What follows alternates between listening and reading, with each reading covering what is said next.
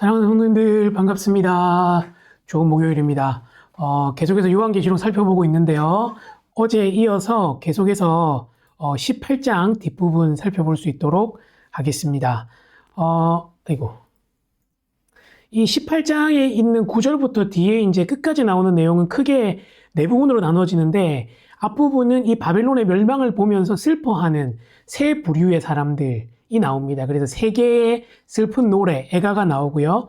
뒤에는 이 재앙들을 보고 기뻐하라고 명하는 그 천사가 성도들을 향해서 왜 기뻐해야 하는지, 또 바벨론이 왜 망하게 되는지에 대한 이유를 설명해 주거든요. 그렇게 하면서 이 18장이 끝이 나는데, 그 애가에 대한 부분들을 세 부분으로 나눠보면 이렇습니다. 첫 번째는 땅의 왕들이 슬퍼하는 거고요. 두 번째는 상인들이고, 세 번째는 바다에 있는 사람들입니다. 이제 차차 살펴보겠지만, 이 세 부류의 사람들은 전부 다 로마로 인해서 굉장히 부를 얻고, 또 그들의 영광을 이렇게 늘 부러워하고, 또 그들에게 떨어지는 그 콩고물들을 인해서 굉장히 기뻐하던 부류의 사람들이거든요. 세 부류로 나눠서 로마가 바벨론이 어떠했는지, 그 당시에 또 로마 사람들이 어떻게 살았는지, 그 귀족들이 저지른 잘못이 무엇인지를 그들의 슬픈 노래를 통해서 아주 낱낱이 볼 수 있는 그러한 겁니다. 이 시간 같이 한번 쭉 한번 살펴보면 좋겠습니다.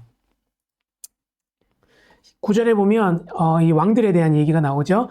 그와 함께 행음하던, 그러니까 이 바벨론과 함께 행음하던 행음하던 그 사람들, 사치하던 그 땅의 왕들이 부르는 노래입니다. 그들이 그러니까 바벨론이 불타서 연기가 막 나는 걸 보고 울며 가슴을 치면서 이야기하는 거죠. 그들과 함께 우상을 섬기면서 그들이 누렸던 그 경제적인 부를 함께 누렸던 사람들이죠. 어떻게 보면 로마의 속주에 있던 정치 지도자들, 또 그들이 사실은 로마로부터 권세를 받아가지고 자기 백성들을 착취하면서 많은 부를 누렸거든요. 그 사람들이 부르는 슬픈 노래입니다.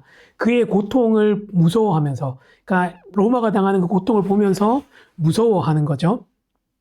왜냐하면 그 고통이 곧 자기의 고통이 될 걸 알기 때문입니다. 근데 여러분, 얄팍하게 가까이 가지 않아요. 그냥 멀리서 서서 화이또다 라고 하면서 큰 성 견고한 성 바벨론이여, 1시간에 내 심판이 이르렀다고 얘기합니다. 1시간에.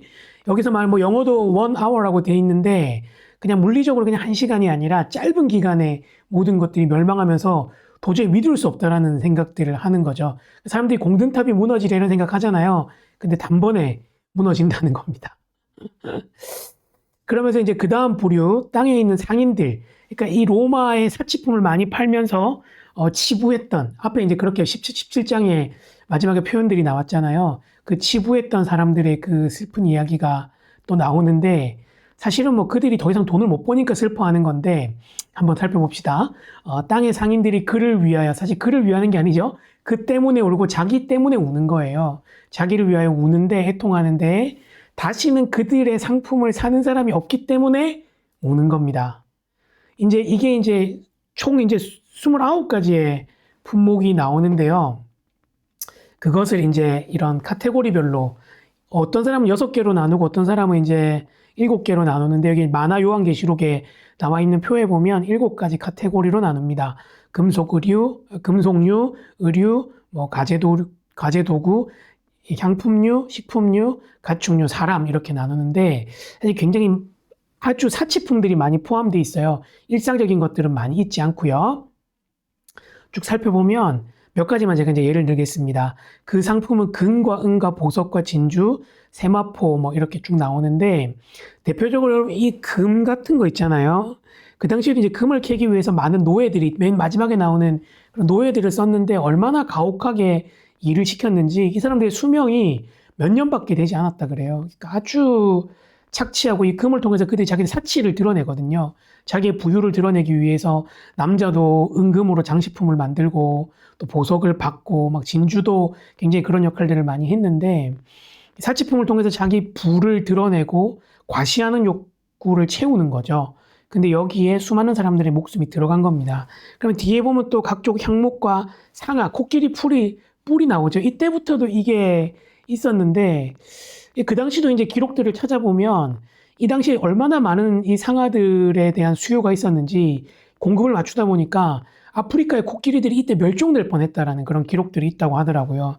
그 사실 그들이 엄청나게 그런 잘못된 일들을 행하면서 자기의 만족들을 채우기 위한 일들을 한 거죠. 그 뒤에 보면 앞에서 보면 또 철, 대리석도 이런 것도 있는데 이것들을 또 무역으로 채우기 위해서 얼마나 많이 애쓴지를 알 수 있습니다. 그리고 이제 계피와 향료, 향과 향유, 뭐 유황 같은 거 이렇게 나오고 또 포도주는 앞에서부터 계속 나온 거잖아요. 이제 또 그 당시에 이제 문헌들을 찾아놓은 학자들의 글을 보니까 아시아에 있는 사람들이 이 로마의 이 수요를 맞추기 위해서 자기들이 원래 밀과 뭐 이렇게 생필품, 그러니까 생활에 필요한 곡식들을 심었던 밭들을 다 메꾸어 가지고 논밭을 메꾸어서 포도나무를 심었다 그래요. 그 로마가 원하기도 하고 그것들을 하면 많이 남으니까. 그러니까 참 지금도 여러분 그렇거든요. 여러분 들어보셨는지 모르겠는데 멕시코에서 미국 사람들이 하는 많은 마약들이 생산됩니다. 근데 그게 원래 이제 멕시코 사람들이 먹고 사는데 재배하던 콩이나 뭐 이렇게 옥수수 뭐 이런 것들 재배하던 곳이거든요. 근데 마약을 팔면 훨씬 많이 남으니까 거기가 다 이제 마약밭으로 바뀌는 거예요. 그러니까 사실은 그 부유한 사람들의 생활의 어떤 만족을 더 높이기 위해서 이것들을 하는 거죠. 또 특별히 멕시코 같은 여러분 또 우리는 잘 먹지 않지만 미국에 이제 아보카도 같은 거 굉장히 많이 소비하는데 그게 진짜 여러분 땅에 물도 많이 흡수하고 그래서 땅을 다 죽이는 거거든요.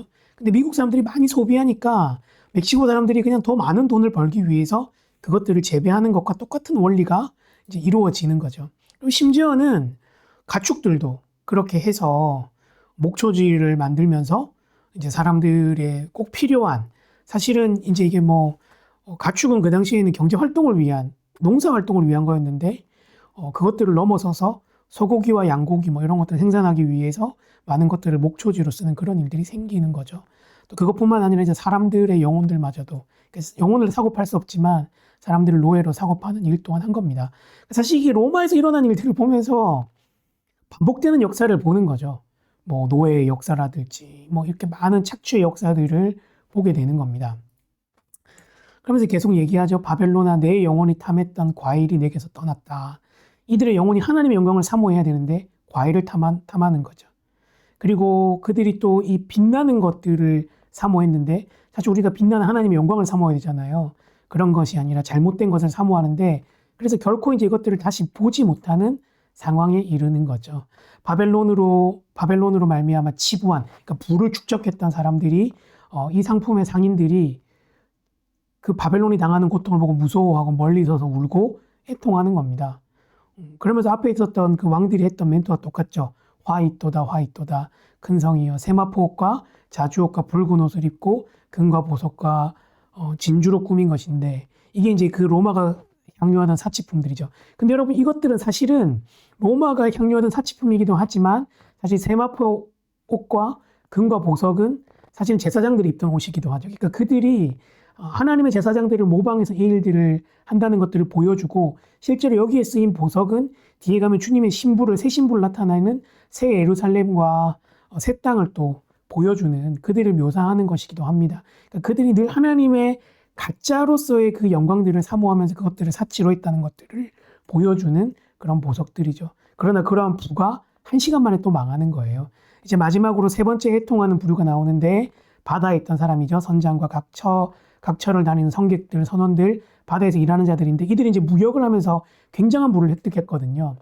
그가 불타는 연기를 보고 외쳐 이르되 이 큰 성이 이 큰 성과 같은 성이 도대체 어딨냐? 근데 어떻게 망하냐? 이렇게 얘기하면서 티끌을 자기 머리에 뿌리고 울면서 해통합니다. 이거 사실 회개할 때 하는 행동인데 그들이 자기의 부가 사라진 걸 보면서 그만큼 가슴 아파하는 거죠. 화이또다 화이또다 또 똑같은 목소리죠. 큰 성이여 바다에서 배를 부리는 모든 자들이 너의 보배로운 상품으로 인해서 치부했는데 한 시간 만에 망했다는 거예요. 그러니까 울고 회개하는 것 같지만 참된 회개가 아니라 자기의 부가 사라지는 걸 보면서 그냥 가슴 아파하는 거죠. 근데 여러분 이제 반전이 나타나는 거예요. 오히려 이것들을 보고 하늘과 성도들과 사도들과 선지자들아 이로 말미암아서 기뻐하라는 거예요. 드디어 너희가 6장에서 했던 그 기도가 이루어졌다는 걸 말하는 거죠. 너희가 그렇게 심판해달라고 말했는데 하나님이 너희를 위해서 그들을 심판하셨다는 겁니다. 이에 한 힘이 센 천사가 큰 맷돌 같은 돌을 더 들어서 바다에 던져 이르되 큰 성 바벨론이 이같이 비참하게 던져져서 다시는 보이지 않는다는 거예요. 여러분 돌을 바다에 던지면 가라앉아서 다시는 볼 수 없게 되죠. 특별히 큰 돌일수록 더 그렇습니다. 바벨론의 영광을 다시는 볼 수 없다는 거예요. 그 로마의 영광을요. 물론 우리 가운데 이런 질문 들죠. 그럼에도 불구하고 악의 제국들은 계속 반복되는데 반복되는 거 아니라고 말할 수 있겠지만 그러나 결국 그들은 계속 사라지고 결국 이 인류 역사의 마지막에는 그들이 완전하게 사라질 것들을 이야기합니다. 또 뭐가 사라지냐면 그들이 이제 들었던 음악, 이 부유를 상징하죠. 그들이 정말 풍류를 즐기면서 즐겼던 그 여러 가지 악기 소리들이 들리지 않고 우상을 만들고 금을 만들었던 그 세공업자도 보이지 않을 거고요. 많은 곡식을 갈았던 그 풍요를 상징했던 맷돌 소리도 들리지 않을 거고요. 또 그들을 밝게 밝혀줬던 등불도 비치지 않고 아주 적막해지고 삭막해지는 거죠. 그리고 일상에서 누리던 신부와 신랑의 음성도 결단코 들리지 않는 거예요. 너의 상인들은 땅의 왕족인데 이제 이것들은 이런 것들이 다 사라지고 나는 것들을 묘사해 주고 나서 또 이 바벨론이 잘못했던 것 세 가지를 요약해 줍니다. 첫 번째는 상인들은 땅의 왕족들이 이게 무슨 말이냐면 상인들이 상인으로서 역할을 한 게 아니라 물류들이 잘 돌아가게 만들고 많은 사람들의 삶을 윤택하게 만든 것이 아니라 그들이 부를 축적해서 땅의 왕족들처럼 살고 잘못된 부를 축적했음을 얘기하는 거예요. 두 번째는 복수를 이건 우상 숭배고 사람들이 속이는 행동인데 이것들로 말미암아서 만국을 미혹하게 했다는 거예요. 로마에 있던 상인들과 그들의 우상 숭배를 지적하고 마지막엔 선지자들과 성도들 및 땅 위에 있는 죽임을 당한 모든 자의 피가 그 성중에서 발견됐다고 얘기해 주는 겁니다. 믿는 사람들을 핍박하고 박해한 그것들 때문에 이 세 가지 때문에 그들이 망했음을 보여주는 것이죠.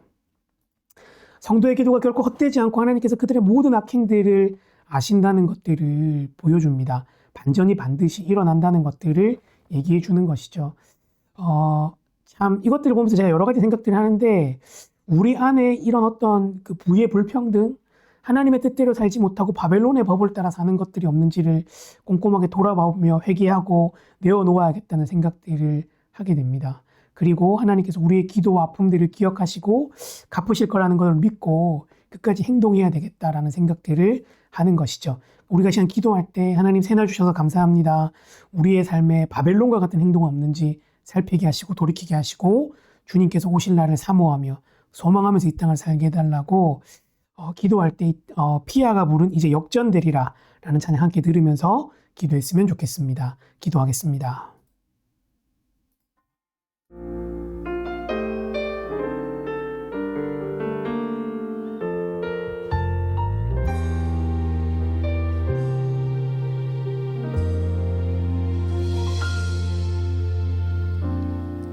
기도를 멈추지 마라. 눈앞의 상황이 마음을 눌러도 원망치 마라. 너의 입을 지켜라. 저들은 너의 입을 보고 있다.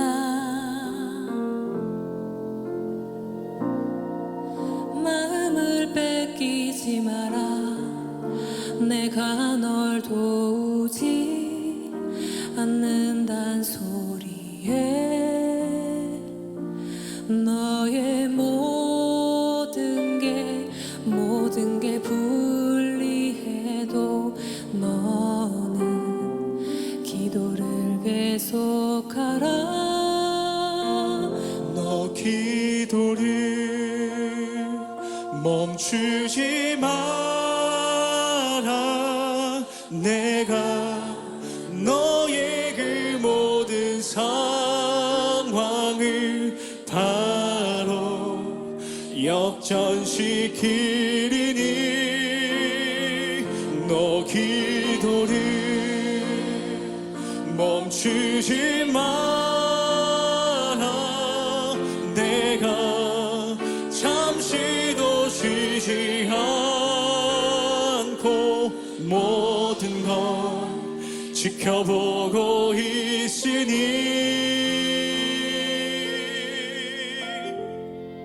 바로 역전되리라.